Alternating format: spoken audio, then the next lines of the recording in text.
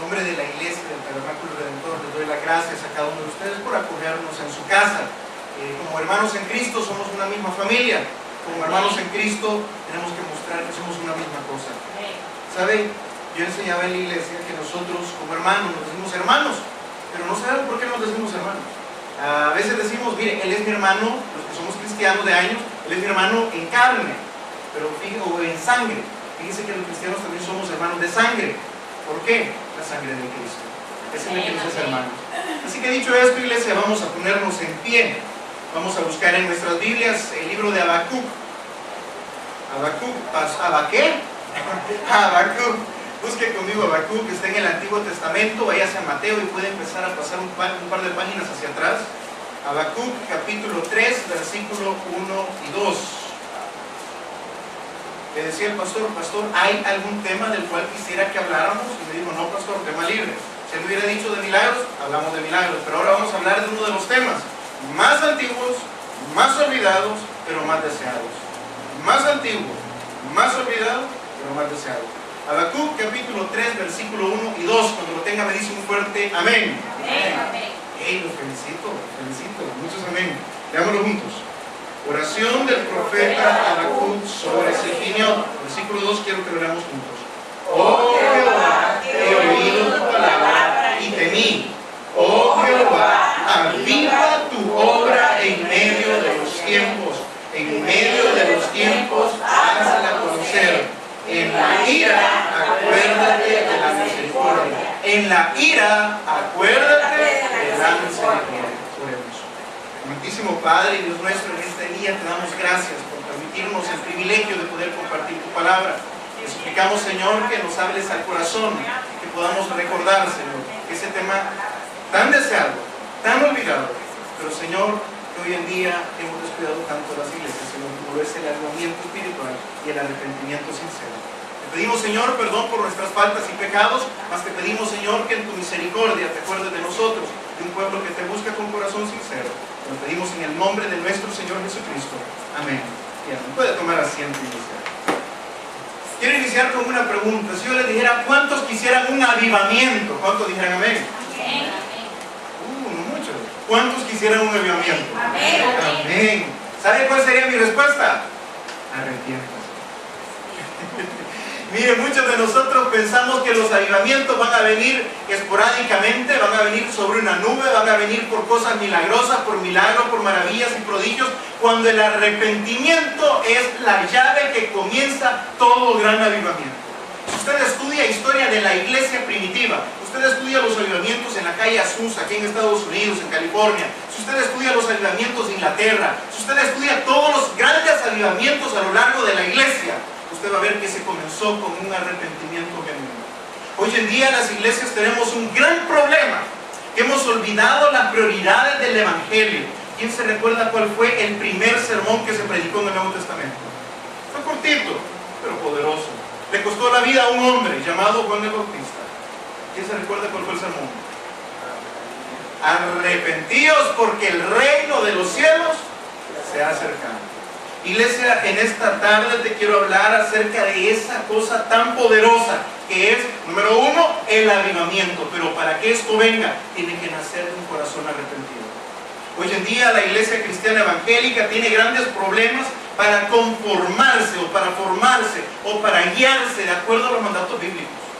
Déjeme decirle que el evangelio nunca había sido tan tergiversado, tan torcido, tan mal aplicado como lo es hoy en día. Hoy tenemos grandes pastores que salen hablando y si usted le pone atención y conoce un poquito de Biblia, usted sabe que están diciendo mentiras. Y el pueblo de Dios le sigue. Y tanta es el hambre, tanta es la sed, que seguimos ahí, seguimos buscando. Y por eso dijo Pablo, señores, en los postreros tiempos vendrán tiempos peligrosos, tiempos en los cuales harán de vosotros, hablando de las ovejas, mercancía. No se predica el evangelio del arrepentimiento porque el evangelio del arrepentimiento es una llaga muy pero muy delicada para ciertas personas que amamos más el pecado que a Dios, aunque estemos en una iglesia. Hoy en día no se predica el evangelio del arrepentimiento, o sea, el evangelio de Cristo, porque tenemos miedo que la gente se enoje. Y el problema va a ser con el pastor, porque yo me voy a ir. Ahí sí que si usted se enoja o no se enoja, a mí no me importa. El problema lo va a tener él. Lo que sí la Biblia nos manda es a tener prioridades. Y dentro de la prioridad del Evangelio está el primer sermón de todos: arrepentimiento. Porque sin arrepentimiento no podemos encontrar bendición. Si se humillare mi pueblo sobre el cual mi nombre es invocado. Pero ese si se humillaren implica un arrepentimiento sincero, un arrepentimiento de diente largo, que es lo que muchos profesamos tener muchas veces. Un arrepentimiento que nosotros decimos, ay, yo me arrepiento, y nos damos golpes de pecho. La iglesia evangélica se ha catolizado. ¿Por qué se lo digo que nos hemos catolizado? Porque antes era el yo pecador. Hoy es, ay Señor, hoy peco, pero mañana me arrepiento. ¿No estamos en lo mismo, pues? Iglesia, el que es cristiano, el que verdaderamente sigue el Evangelio de nuestro Señor Jesucristo, le voy a decir algo más: arrepentimiento no es una decisión que usted tomó hace 10, 15 años. Arrepentimiento es un camino que todos tenemos que seguir hasta que Cristo venga y nos llame. El arrepentimiento es un camino genuino del cristiano. La Biblia nos enseña, y eso lo platicamos con su pastor antes de comenzar el servicio: en toda iglesia hay ovejas y hay cabras. En toda iglesia hay trigo y hay cizaña, y es bíblico. El problema, ¿sabe usted? Hablando de cultura bíblica, que el trigo y la cizaña se parecen muchísimo. ¿Cuál es la diferencia? Que el trigo da fruto y la cizaña no. La única. ¿Cuándo se nota? Con frutos. ¿Cuándo se nota? Cuando estemos en su presencia. La pregunta es: si usted, así como se lo he dicho en mi iglesia, si usted es trigo o es cizaña. Si usted es oveja de las que escuchan la voz de su pastor, no entiendas el pastor Amílcar, entiendas el pastor de los pastores. Pues ustedes, si hay lobos con piel de oveja, ¿cuánto más no habrán cabros con piel de oveja? ¿Cuál es el detalle? Arrepentimiento genuino. Iglesia,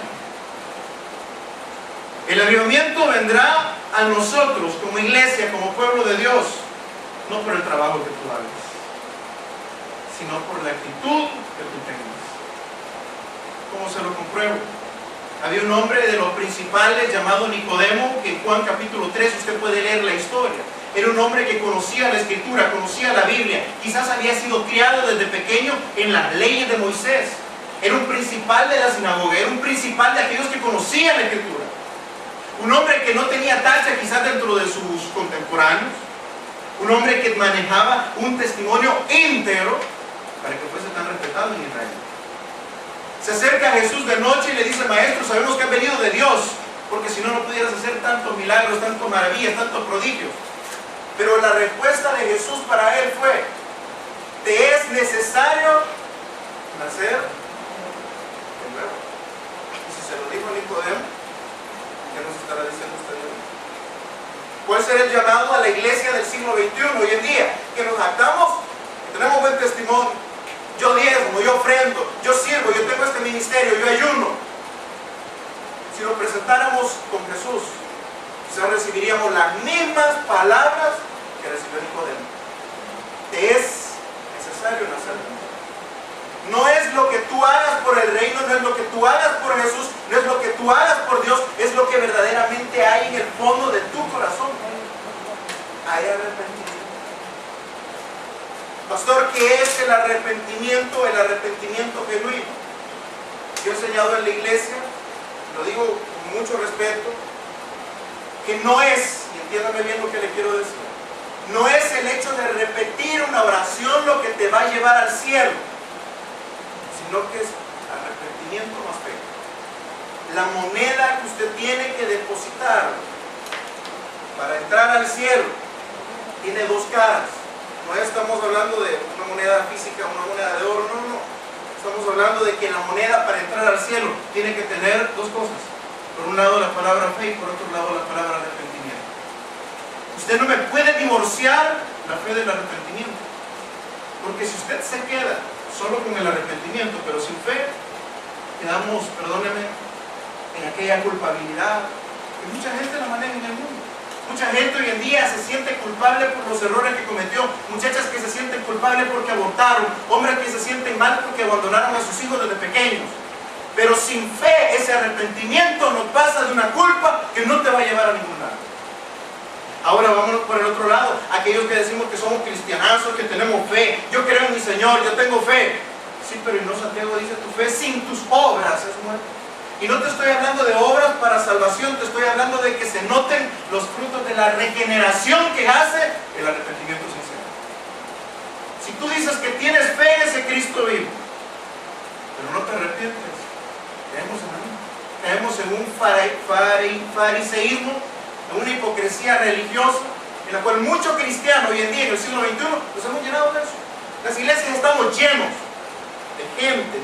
Los reportes que nosotros los pastores mandamos a las iglesias, lo que le leemos aquí de la ganada de almas. Pastor, hoy me gané 2 personas. No, mire, perdónenme, muchos. Y óiganme bien, muchos, no todos, muchos. Repiten la oración. Yo sí creo en Jesús, yo sí creo que existe un Dios, pero la repiten porque se va a interrumpir, quieren molestar. Y nosotros decimos, repite y repita con fe, y repite con fe. Si lo cree en el credo, creen en Dios Padre Todopoderoso, Creador del cielo y de la tierra, Jesucristo su único Hijo, nuestro Señor, murió, resucitó en el nombre de Jesús. Pero si no hay arrepentimiento, habrá nacido de nuevo. Y nosotros decimos, pastor, tantas personas. Y las iglesias a final de año tenemos el control de cuántas personas ganamos. ¿Sabe que eso si acaso sería una mitad o una 10% de lo que verdaderamente pasó? Porque sí puede haber gente que cuando se es confrontada con el Evangelio, esa fe que tenía se activa automáticamente por obra del Espíritu Santo, el arrepentimiento, y la persona dice, verdaderamente Dios me anda buscando. Entonces se genera el nuevo nacimiento, producto de la fe en Cristo, más el arrepentimiento sincero del corazón, genera un nuevo nacimiento. ¿Qué es lo que pasa? Hoy en día quedamos solamente con la fe, creando religiosos hipócritas. Y lo dijo Jesús, fariseos hipócritas. Por otro lado, el humanismo, la gente, el mundo secular, te habla de un arrepentimiento, pero te habla que no te recuerdes de Dios. Y eso es lo que genera, eso es un humanismo.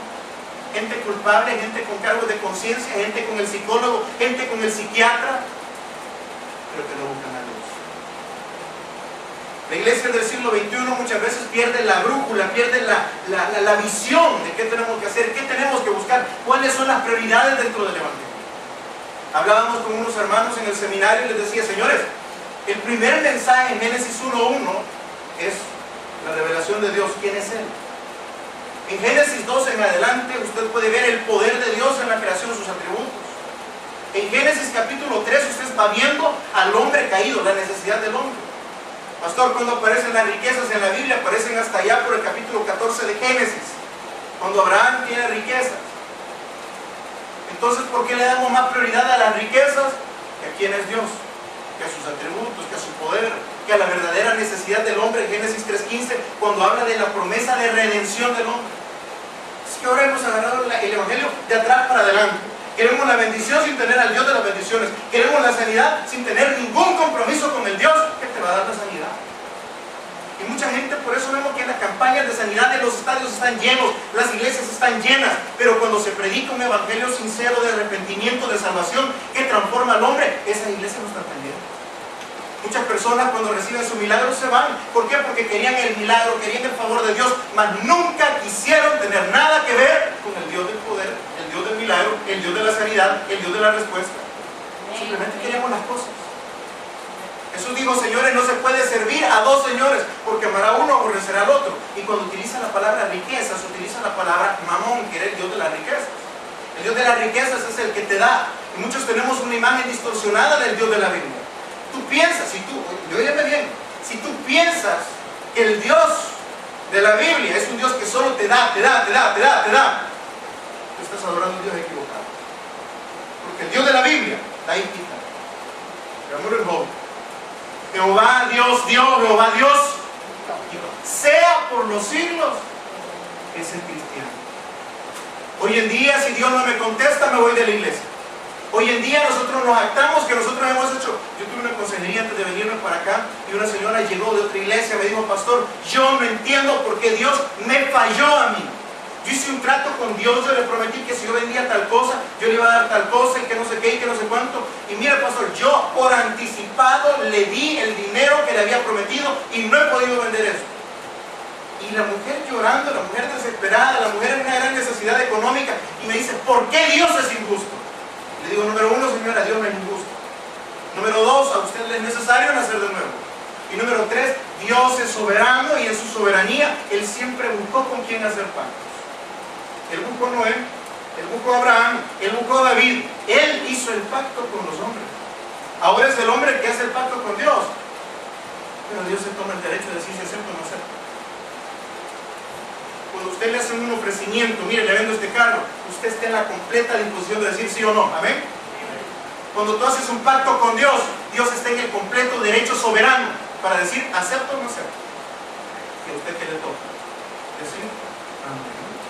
Si usted ama al Dios de la Biblia, si usted ama al Dios que da, al Dios que bendice, al Dios que nunca te va a pasar nada malo, tenemos un error doctrinal de saber quién es el Dios de la Biblia. Yo le preguntaba a la iglesia y hacía una adivinanza, nada menos este domingo.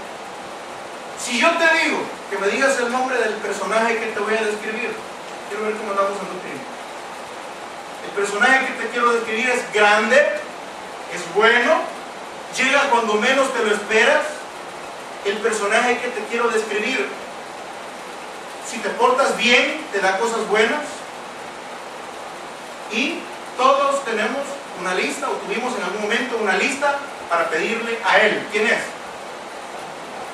Amén, amén. Santa Claus, es Santa Claus nada más. Porque el Dios de la Biblia da y quita. El Dios de la Biblia también dice que al que ama, al que toma por hijo, también disciplina. Esa parte no la enseñamos muchas veces. Y esa es una parte olvidada del Evangelio de Jesucristo en los siglos XXI. Las iglesias se llenan cuando predicamos y Dios te va a dar, y Dios te va a sacar, y Dios te va a bendecir, y Dios esto y Dios lo otro. Amén, lo puede hacer. Pero primero tiene que haber un avivamiento en ti, producto de un arrepentimiento sincero. La Biblia nos enseña que todos somos pecadores. Pastor, yo sé que yo soy pecador. ¿Cuántos reconocen que son pecadores? Amén. Amén. El que no dijo amén es sordo.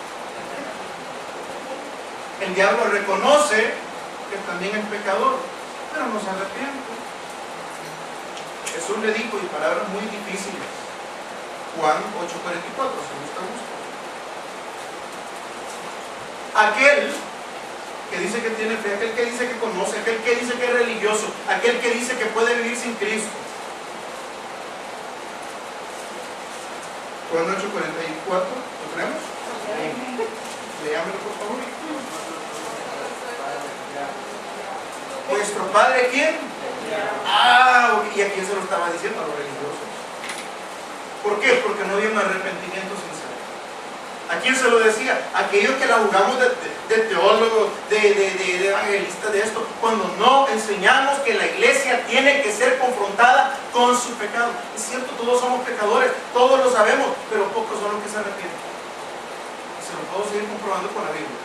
Si usted busca Mateo capítulo, busquemos primero Marcos 1:15, antes de Mateo.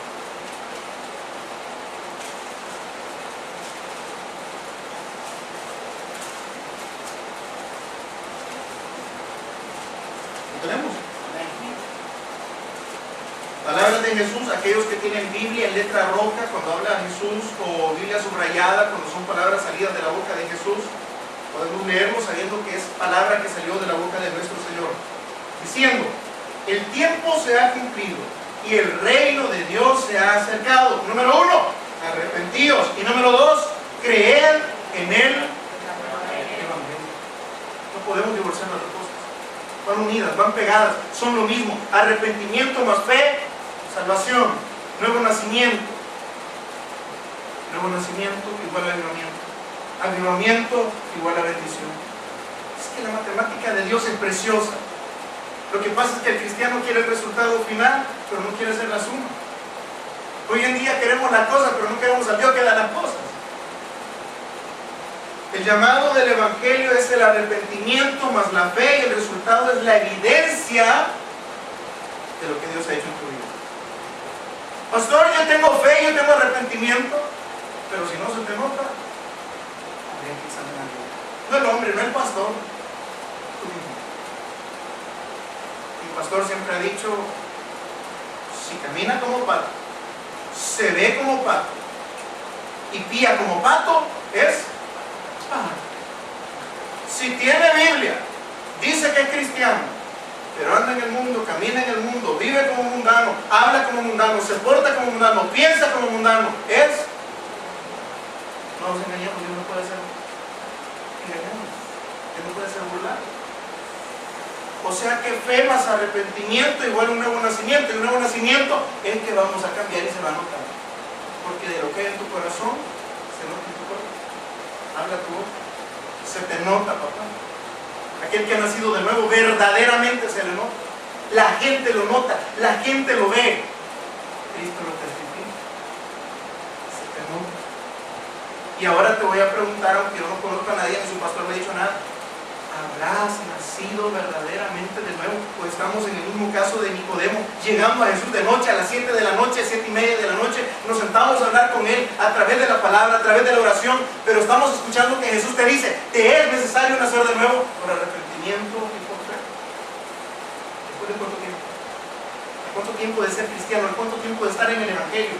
No te hace cristiano evangélico, salvo nacido de nuevo, el hecho de que tú tengas Biblia o que tengas años estando en la iglesia. Si no lo vemos en Nicodemo perfectamente, quizás criado en la ley de Moisés. Lo vemos en el caso de Pablo, fariseo de fariseos, enseñando a los pies de Gamaliel. No había nacido de nuevo, hasta que tuvo un encuentro personal. Le digo: Señor, y si usted lo quiere ver, Pablo dice: yo soy el más pequeño de todos los apóstoles, porque Dios perseguía la iglesia arrepentida. ¿Y qué hizo Pablo, el apóstol de los gentiles? Abrió más iglesias que ningún otro apóstol. Productos. No había quien dudara que Pablo había nacido de nuevo. Si de ti y de mí todavía dicen: jugando cristiano está, yo lo conozco, ya tiene años en la iglesia y es lo mismo. Quizás tú y yo estamos sentados delante de Jesús, escuchando las mismas palabras culto por culto. Es necesario, te es necesario, te es necesario hacerlo. No es porque yo diezmo, los fariseos diezmaban, pero Nicodemo no había nacido de nuevo. No es por el yo cumplo, o yo soy buena gente, o yo no le hago mal a nadie, o yo soy menos pecador que el otro, porque eso lo hacían los fariseos y no habían nacido de nuevo. Y Jesús les dijo: señores, vosotros sois de vuestro padre el diablo. Y ese es el evangelio de Cristo. Palabra fuerte. Hoy en día nosotros venimos y obviamente no le podemos dar garrote a la iglesia todo el día, no somos masoquistas, pero a Jesús le dijeron: Señor, tú eres tu palabra. Y Jesús muchas veces predicó no para que la gente lo siguiera, para que la gente se le fuera. Dice la Escritura, si gusta puede verlo también más adelantito, de Juan 8:44 en adelante, si gusta búsquelo en su casa, no lo busque ahorita. Que después de que Jesús le dijo esas cosas a muchos de sus discípulos, dice la palabra, se fueron. O sea que lo seguían, comían con Él, lo seguían, pero se fueron. Y la Biblia, ¿por qué respuesta da eso, pastor? Estuvieron con nosotros, mas no eran de nosotros. ¿Por qué? Porque no eran nacidos de nuevo. Y muchas veces tenemos que sacudir un poco. Muchas veces tenemos que confrontar a la gente con su pecado, con su forma de vivir, con el Evangelio de Cristo, con el Evangelio del arrepentimiento, para que no nos sentemos únicamente a esperar aquel día en el cual muchos dirán: Señor, Señor, y no en tu nombre hicimos esto, echamos fuera espíritus, sanamos enfermos, resucitamos muertos, hicimos esto, hicimos lo otro. Y yo le responderé, dijo Jesús: apartados de mí, hacedores. Gente nunca antes arrepentida, sinceramente, nunca conocí. Esperes ese día. Como iglesia nosotros estamos confrontados día a día para poder decir si eres o no eres. Aquí nadie te lo va a decir. No te lo va a decir tu pastor, no te lo va a decir tu vecino, no te lo va a decir tu cónyuge, no te lo va a decir tu padre, te lo va a decir el Espíritu Santo, porque Él da testimonio de que somos hijos de Dios. Él es el que da testimonio. Él es el que te redarguye. Yo sé que hay lucha, yo sé que hay momentos en los cuales flaqueamos, yo sé que hay tentaciones, yo sé que no podemos ser perfectos, pero el Espíritu Santo, cuando mora en ti, te dice cuándo, te dice algo, te dice persevera, te dice métele ganas, te dice no estás solo, te dice 7 veces cae el justo, pero las 7 veces será levantado, pero se esfuerza por no caer. La perseverancia de la que te hablo no es una perseverancia, no me la confunda, es que si me voy de la iglesia entonces pierdo la salvación. No, salvo, siempre salvo, definitivamente. Una vez que usted es hijo de Dios, nosotros, se lo voy a explicar, nosotros somos hijos de Dios por adopción. Dios el Padre nos adopta a través de Cristo. Yo soy abogado y como abogado yo conozco las leyes y no hay ni un solo país sobre la faz de la tierra que tenga la figura de la desadopción. Cuando usted entra a una familia para ser hijo, usted nunca deja de ser hijo. Usted, ay, este niño que adopté me salió mal, esta visita que adopté me salió rebelde, me salió novia, la voy a desadoptar. No existe. En la Biblia tampoco existe la palabra desadopción. Dios te toma, te convierte en hijo, naciste verdaderamente de nuevo. Tú eres hijo, igual que el hijo pródigo. ¿Se fue el hijo pródigo? Sí se fue. ¿Le fue mal al hijo pródigo? Sí le fue mal. ¿Dejó de ser hijo en algún momento? No. Así es el cristiano. Así es el cristiano exactamente. ¿Cuándo es hijo? ¿Cuándo es hijo? ¿Cuándo ha nacido de nuevo? Producto de la fe y el arrepentimiento. Ok, la perseverancia de la que te estoy hablando no es en una iglesia, no es la fidelidad a tu pastor, no es la fidelidad a una denominación. La fidelidad de la que te estoy hablando es que en las pruebas, en las luchas, cuando Dios te da o cuando Dios te quita, en las buenas o en las malas, vas a seguir alabando a ese mismo Dios. Esa es la perseverancia del cristiano. Porque muchos de nosotros, ay no, Dios no me contestó, ya me voy. Ay no, yo pensé que el evangelio era distinto. ¡Qué barbaridad! Antes me iba mejor en el mundo, mejor me regreso. Nunca fuiste. Nunca fuiste. ¿Por qué? Porque el que es nacido de nuevo siempre es hijo. Como siempre es hijo, ama. Y como ama, no se ama. No podemos enojar, no podemos ir igual que el hijo pródigo, pero regresa. Pero regresa. ¿Por qué? Porque el amor del Padre lo sigue llamando. Porque lo que está en mis manos, dijo Jesús, nada ni nadie lo arrebatará de él. El arrepentimiento no es una decisión que tú tomaste hace 10 años de ser cristiano, hace 15 años que repetí una oración. El arrepentimiento bíblico es un camino que vamos a seguir llevando. Así como dice la Escritura, el justo por la fe vivirá continuamente, día a día. Así también el arrepentimiento es un camino que día a día te vas a poner a cuentas con Dios. La fe te acerca a Dios. La Escritura dice y enseña, sin fe es imposible agradar a Dios. Ok, ¿qué es el arrepentimiento? El arrepentimiento te aleja del pecado, así de simple. Es lo mismo, solo que en otro lado de la moneda. Si la fe te acerca a Dios y el arrepentimiento te aleja del pecado, los dos te llevan al mismo camino. Te voy a hacer ustedes para ver si somos arrepentidos, nacidos de nuevo.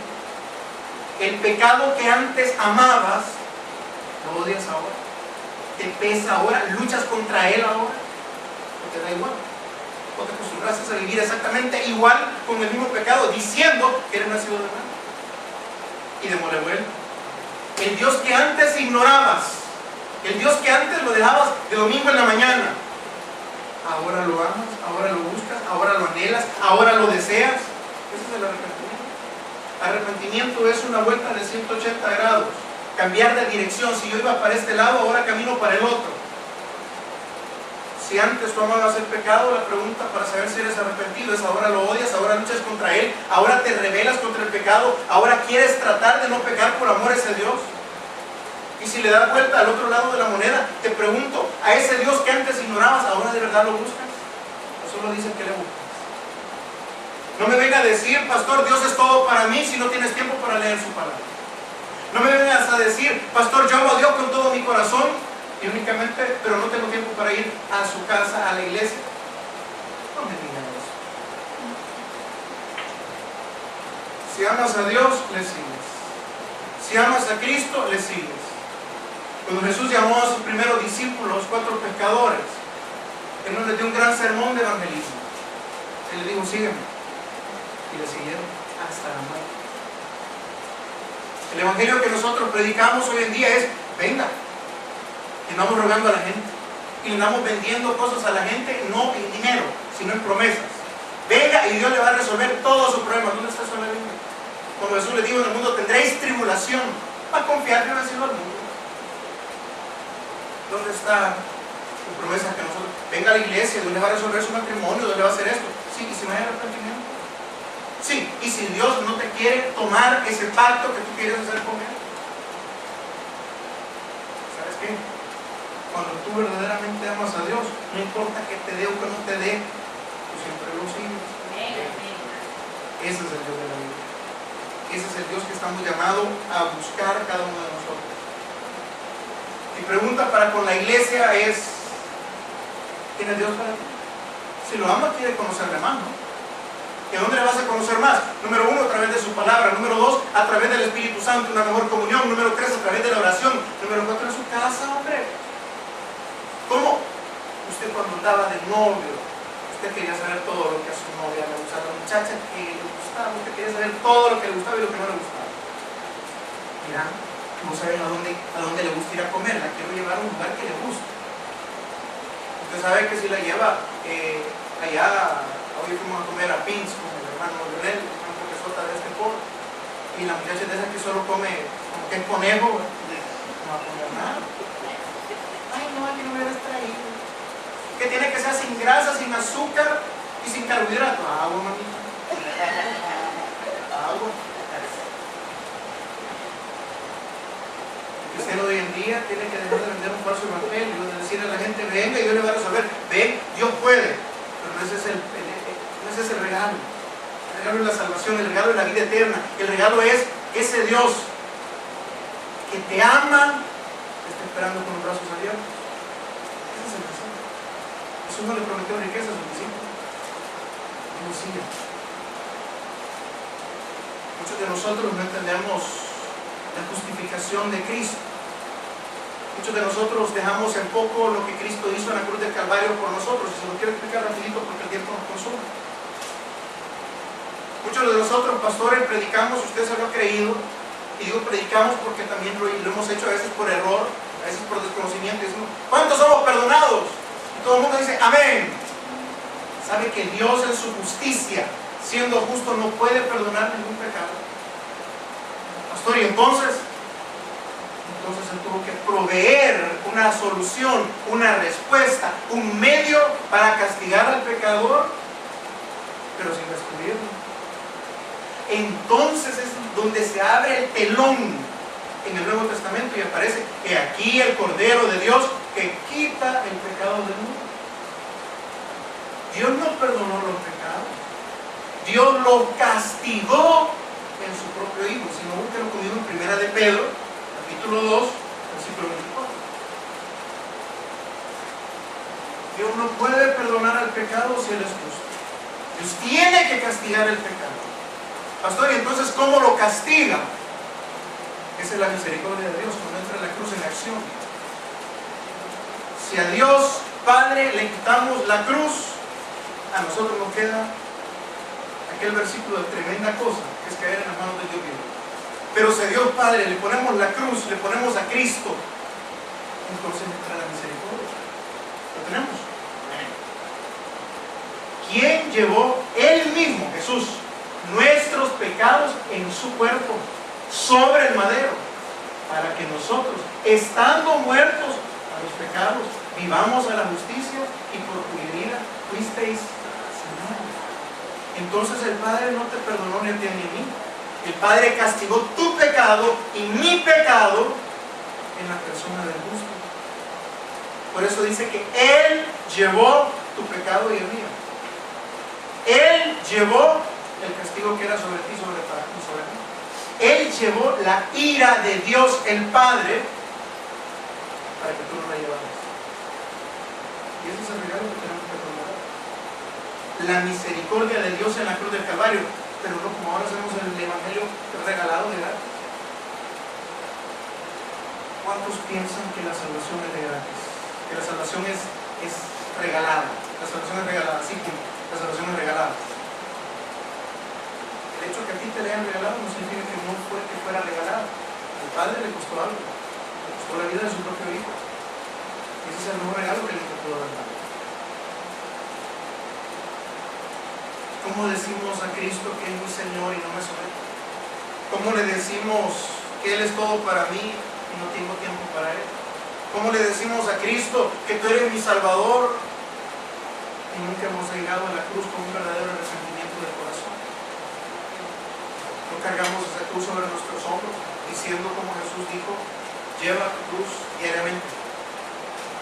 El Evangelio, el arrepentimiento, la fe en esa cruz, la fe en la obra que Cristo hizo por ti. No la llevas todos los días, pero la llevas. No podemos conformarnos a este mundo, iglesia. No somos de este mundo. La segunda cosa o el segundo motivo, y eso le acabo de hablar de las cosas. Usted cuando conoce a Dios, quiere conocer más de Dios, lo que a Él le gusta. Pero te quiero decir algo, también hay cosas que Dios aborrece. Y si tú amas a Dios, sigues a Cristo, si tú eres un seguidor de Jesús, tú quieres saber las cosas que a Dios le molestan. Voy a entrar esto rapidito nomás. Si gusta, búsquelo, si no, solo anoten. Proverbios 6:16. 6 cosas abomina Jehová y aún 7 abomina su alma. Abomina. Dios, sí, Dios. Pastor, pero a mí no me han enseñado eso. Pero así está escrito y así se queda. 6 cosas abomina Jehová y aún 7 abomina su alma. Si tú eres un seguidor de Jesús, vas a tratar, no te digo que vas a ser perfecto, vas a tratar de no hacer las cosas que a tu Dios le molestan. Una de ellas es los ojos altivos, la soberbia que tenemos muchos de nosotros, ese intempestuoso carácter que tenemos algunos, que lo aborrece Dios. Pero nosotros nos acostumbramos, a nosotros nos da igual, pero nosotros creemos que podemos vivir como nos da la gana porque salvo siempre es salvo. Si tú amas, tú quieres hacer lo que la persona amada hace, lo que a la persona amada le gusta, y tratas de evitar lo que a la persona amada no le gusta. 1, los ojos altivos. 2, la lengua mentirosa. Ay, pastor, pero una mentirita piadosa, una blanca. Pastor, yo por no causar problemas. Si el niño está feo, pero le dije que estaba bonito. 3, las manos derramadoras de sangre inocente, como nosotros somos confabulantes para hacer injusticias.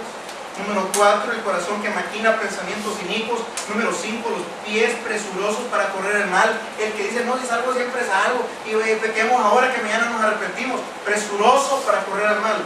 6, el testigo falso que habla mentiras. Otra vez vuelvo a mencionar la lengua. 7, el que siembra discordias entre hermanos, y eso tenemos en todas las iglesias del mundo.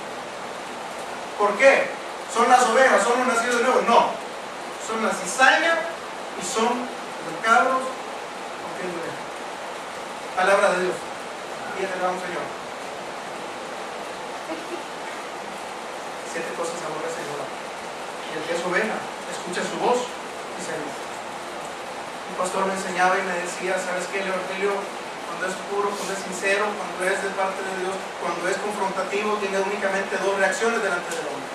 O el hombre se enoja porque le molesta la palabra, o el hombre se arrepiente y llega a su camino. Así es. La segunda cosa que necesitamos para un evangelio, para un avivamiento, es que el avivamiento no viene de afuera, ni tampoco viene de adentro, viene de la palabra. Algunos de ustedes se recordarán de la frase fuego extraño. Los sacerdotes en el Antiguo Testamento, hijos de un sacerdote, llegaron a ofrecer, dice la Escritura, fuego extraño. Y salió la ira de delante de Jehová y los consumió en el momento. Cuando tú quieres un avivamiento, el avivamiento no viene porque lo desees, porque lo busques, porque esto, porque lo otro. No viene de adentro ni viene de afuera. No importa cuánto trabajes, viene de la palabra. Por eso la importancia de que tú y yo regresemos a la palabra y no andar ofreciendo fuego extraño en el altar de Dios. ¿Qué es fuego extraño? Bueno, nosotros vamos a buscar una línea de avivamiento a través de la alabanza, a través del lloro, a través de las emociones. Vamos a apagar las luces, lo vamos a hincar todos, vamos a poner música de esa deprimente. El avivamiento sincero no va a venir ni de afuera ni de adentro, va a venir de su palabra. Cuando tú y yo logremos amar la palabra, el avivamiento empieza. Pastor, ¿y cómo empieza? Así como comienza cualquier gran fuego. El hermano hablaba de un fuego que no lo han podido controlar. Comenzó, no comenzó grande. Quizás comenzó con una pequeña chispa. Lo que tú y yo necesitamos es una pequeña chispa, no en el corazón del pastor, no en el corazón de los líderes, en tu corazón, para que vaya inyectando, vaya moviendo, se vaya expandiendo, pero necesitamos que uno comience. Para que haya verdaderamente un evangelio de avivamiento que venga de la palabra, necesitamos que alguien primero se enamore de la palabra, se enamore del Dios de la Biblia, lo agarre en su corazón, no ofrezca fuego extraño a nadie, sino que lejos de eso, el mismo fuego que arde en su corazón, producto del Espíritu Santo, del nuevo nacimiento, de la regeneración, de la fe, del arrepentimiento, ese fuego se expande. La iglesia primitiva era poderosa porque tenía exactamente eso. Pastor, y si yo comienzo con un avivamiento de buscar a Dios con todo el corazón, con toda mi alma y con toda mi mente, que fue uno de los primeros mandamientos, entonces verás la gloria de Dios sobre tu vida, sobre todo lo que te rodea. Iglesia, no existen fórmulas mágicas para un avivamiento. Existe lo bíblico. Los métodos bíblicos para un avivamiento no son ni rápidos ni fáciles, pero son bíblicos. ¿Y cuál es? Adoración y oración. Adoración y oración. Una adoración conforme a su palabra y una oración buscando al Dios de la Biblia, al Dios que nos han quitado. Para ir terminando, iglesia, el fuego va a comenzar cuando tú y yo volvamos a la palabra, no a libros de crecimiento, no a esfuerzos humanos para tocar el sentimiento, reuniones, mire, ahí se anda vendiendo en San Francisco, como usted no tiene idea, todavía esta cosa del G12, de las reuniones familiares, promover que el que tenga más líderes, más gente en su célula, le van a dar un premio. Se anda promoviendo como usted no tiene idea. A la gente, ese avivamiento genuino es todo extraño. Porque la gente va por la licuadora, por el microondas, la gente va por esto, la gente va por lo otro. Así que nos hemos convertido en ellos. Nos hemos convertido en una pirámide de Herbalife. El evangelio no es eso. El precio de un avivamiento genuino es que cuando el fuego comienza a expandirse, van a tratar de apagar. Es echándote tierra o echándote agua. En la iglesia primitiva se lo hicieron. Apareció un hombre llamado Saulo de Tarso, cuando la iglesia estaba en su apogeo, que empezaba el avivamiento, la predicación de la palabra, gente arrepintiéndose, gente bautizándose, gente con amor a la palabra, gente con hambre de Dios. Y apareció un hombre que quería destruir ese avivamiento, empieza a perseguir a la iglesia, los acusaron de herejes, los acusaron de complots, los acusaron de esto con la lengua, les echaron tierra a los cristianos y los persiguieron para matarlos. El precio de que tú tengas un avivamiento genuino es que te van a buscar para echarte tierra y para echarte agua. Pero lo importante es que ese avivamiento, ese fuego, si no nace del corazón del hombre, sino que nace en el corazón de Dios, va a permanecer. Porque Él es el que aviva el fuego. Él es el que tiene encendido su altar. Él es el que mantiene su iglesia. Él es el que cuida de su pueblo. Porque este hombre llamado Saulo de Tarso, en un momento también fue invadido por ese fuego. Él trató de aplacarlo, él trató de perseguir a los cristianos, de matarlos, de destruir ese avivamiento, pero no pudo. Luego de eso Dios le dijo: Saulo, Saulo, ¿por qué me persigues? Cosa difícil te es dar cosas, dar golpes contra el aguijón. No se puede pelear con Dios. Por eso un avivamiento genuino, cuando verdaderamente ha nacido de tu corazón a través de la palabra, del arrepentimiento y de la fe. Cuando verdaderamente quieres amar y conocer a ese Dios de la Biblia. Cuando el arrepentimiento no es una por mi culpa, mea culpa, sino que es un camino que tú tomas todos los días tu cruz. Sigue los pasos del maestro, sigue las enseñanzas del maestro, quieres modelar el carácter del maestro en tu vida, porque por eso somos cristianos supuestamente. Porque queremos andar como Cristo anduvo, queremos hacer lo que Cristo hizo. Iglesia, si ese avivamiento comienza hoy, de que un año de cosas, no solo en tu vida, sino en todo lo que te rodea, incluyendo la iglesia, incluyendo tu familia, van a ser distintas. La palabra no es una palabra solo de golpes, porque cuando tú aprendes a amar al Dios de la Biblia, te dé o te quite, en las buenas o en las malas, en salud y enfermedad, entonces Dios te da. Si no, quitemos aquel versículo de: mas buscad primeramente el reino de Dios y su justicia, y todas estas cosas te vendrán por añadidura.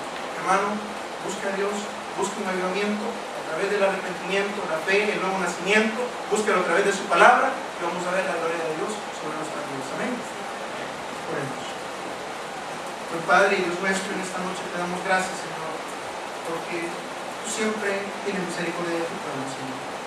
Señor, somos ovejas de tu prado y en esta noche, Señor, queremos orar también por nuestras necesidades. Queremos orar también, Señor, por las debilidades. Señor, entendemos que no es el camino, simplemente el camino, Señor. Sabemos que es la puerta, que es el camino el que tenemos que seguir. Esto